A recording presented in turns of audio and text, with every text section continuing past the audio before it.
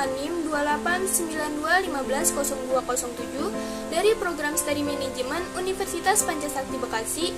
Pada video ini, saya akan membawakan materi tentang perilaku kelompok dan interpersonal untuk memenuhi ujian tengah semester 2 mata kuliah perilaku organisasi. Perilaku kelompok merupakan semua kegiatan yang dilakukan dua atau lebih individu yang berinteraksi dan saling mempengaruhi dan saling bergantung untuk menghasilkan prestasi yang positif, baik untuk jangka panjang dan pertumbuhan diri. Berbagai perspektif terhadap kelompok.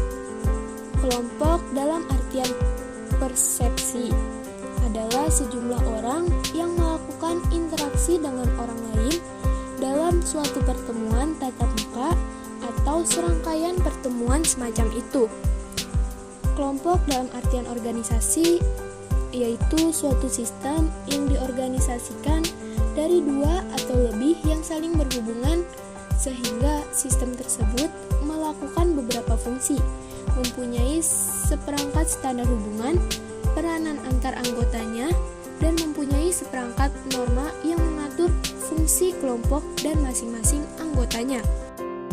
Kelompok dalam artian motivasi, yaitu suatu kumpulan individu yang eksistensinya adalah sebagai kumpulan yang sangat bermanfaat bagi para individu tersebut, disebabkan adanya dorongan dari dalam diri individu atau inner motivation untuk berinteraksi dalam kelompok. Kelompok dalam artian interaksi merupakan sejumlah orang yang berkomunikasi satu sama lain yang sering melampaui rentang waktu tertentu dan yang jumlahnya cukup sedikit sehingga setiap orang dapat berkomunikasi satu sama lain, tidak sebagai orang kedua melalui orang lain, tetapi saling berhadapan. Jenis-jenis kelompok. Yang pertama, kelompok formal. Dibagi menjadi dua jenis, yaitu kelompok komando dan kelompok tugas. Kelompok komando terdiri atas bawahan yang melapor langsung kepada seorang penyelia tertentu. Sedangkan kelompok tugas terdiri dari para karyawan yang bekerja sama untuk menyelesaikan suatu tugas atau proyek tertentu. Yang kedua, kelompok informal terbagi menjadi dua jenis, yaitu kelompok kepentingan dan kelompok persahabatan. Kelompok kepentingan merupakan individu-individu yang mungkin tidak menjadi anggota dari kelompok komando atau kelompok tugas yang sama dapat berafiliasi untuk mencapai beberapa sasaran bersama. Sedangkan kelompok persahabatan sering memperluas interaksi dan komunikasi mereka dalam berbagai aktivitas di luar kerja. Motivasi pembentukan kelompok. Pembentukan kelompok diawali dengan adanya persepsi atau perasaan yang sama untuk memenuhi kebutuhan. Setelah itu akan adanya motivasi untuk memenuhinya. Lalu akan timbul motivasi untuk memenuhinya. Sehingga ditentukanlah tujuan yang sama dan akhirnya interaksi yang terjadi akan membentuk sebuah kelompok. Pembentukan kelompok sosial tidak hanya tergantung pada kedekatan fisik, tetapi kesamaan di antara anggota-anggotanya. Seseorang lebih menyenangi berhubungan dengan orang yang memiliki kesamaan dengan dirinya. Misalnya, kesamaan minat, kepercayaan, hobi, usaha, dan sebagainya. Pembentukan kelompok dilakukan dengan menentukan kedudukan masing-masing anggota. Interaksi yang terjadi suatu saat akan memunculkan konflik. Perpecahan yang terjadi biasanya bersifat sementara karena kesadaran arti pentingnya kelompok tersebut, sehingga anggota kelompok berusaha menyesuaikan diri demi kepentingan kelompok. Akhirnya setelah terjadi penyesuaian, perubahan dalam kelompok mudah terjadi. Setelah adanya interaksi, biasanya dalam sebuah kelompok terjadi norma sosial. Norma terbentuk dari proses akumulatif interaksi kelompok. Tahap-tahap pengembangan kelompok.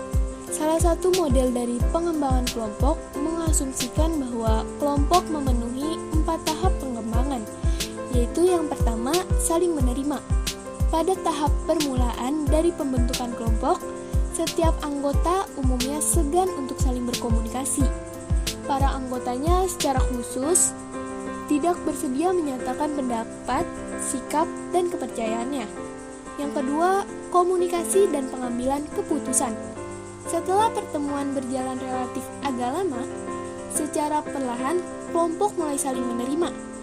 Para anggotanya mulai berkomunikasi secara terbuka satu sama lain. Komunikasi ini menghasilkan kepercayaan yang meningkatkan dan bahkan menimbulkan interaksi yang lebih banyak di antara mereka. Yang selanjutnya mengarah secara spesifikasi kepada pembahasan tugas pemecahan persoalan dan pada pengembangan pilihan strategis untuk menyelesaikan tugas. Yang ketiga, motivasi dan produktivitas.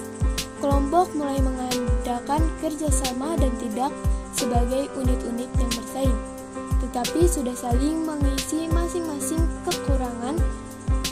Kelompok mulai memahami prinsip profesionalisme tugas, artinya mampu bertanggung jawab atas keberhasilan dan kegagalan tugas. Yang terakhir, pengendalian dan organisasi. Pengendalian dan organisasi merupakan tahap di mana afiliasi kelompok dinilai dan anggotanya diatur oleh norma kelompok. Tujuan kelompok lebih diutamakan dari tujuan individu, dan norma kelompok ditaati atau pelanggaran diberi sanksi. Sanksi ini merupakan bentuk pengendalian kelompok terhadap anggotanya. Ciri-ciri kelompok. Yang pertama, struktur. Para anggota kelompok dibedakan atas dasar faktor-faktor seperti keahlian, kekuasaan, status, dan sifat agresif. Pola hubungan antara posisi ini merupakan struktur kelompok. Yang kedua, hierarki status. Perbedaan status memiliki pengaruh yang sangat besar atas pola dan isu komunikasi cenderung lebih positif daripada yang diprakarsai oleh orang-orang yang berstatus tinggi terhadap orang-orang yang berstatus lebih rendah. Yang ketiga, peran. Setiap posisi dalam kelompok mempunyai peran yang sangat berhubungan yang terdiri atas perilaku yang diharapkan dari mereka yang menduduki posisi tersebut. Yang keempat, kepemimpinan. Dalam kelompok formal, pemimpin dapat menjalankan kekuasaannya secara resmi. Sedangkan dalam kelompok non-formal, pemimpin dianggap sebagai orang yang berwibawa dan dihormati karena dianggap dapat membawa kelompok mencapai tujuannya sebagai fasilitator yang dapat menyelesaikan konflik di antara kelompok dan anggotanya. Yang kelima, norma atau peraturan. Norma adalah standar yang diterima oleh anggota kelompok yang mempunyai karakteristik tertentu atau suatu peraturan yang tidak tertulis. Yang keenam, kesatupaduan. Kesatupaduan dipandang sebagai suatu kekuatan yang memaksa para anggota untuk tetap berada dalam suatu kelompok. Dengan kekuatan yang terpadu dari masing-masing anggota kelompok, maka bisa jadi efek berganda dari potensi yang ada. Menurut De Vito pada tahun 1989, komunikasi interpersonal adalah penyampaian pesan oleh satu orang dan penerima pesan oleh orang lain atau sekelompok kecil orang dengan berbagai dampaknya dan dengan peluang untuk memberikan umpan balik segera. Fungsi interpersonal. Yang pertama, untuk mendapatkan respon atau umpan balik. Yang kedua, untuk melakukan antisipasi setelah mengevaluasi respon atau umpan balik.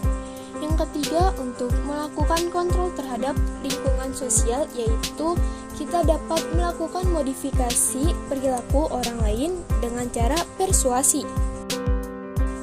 Ciri-ciri interpersonal.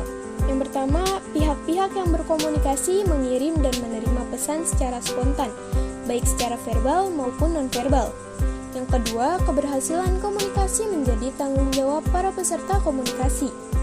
Yang ketiga, kedekatan hubungan pihak-pihak komunikasi akan tercermin pada jenis-jenis pesan atau respon non-verbal mereka, seperti sentuhan, tatapan mata yang ekspresif, dan jarak fisik yang dekat.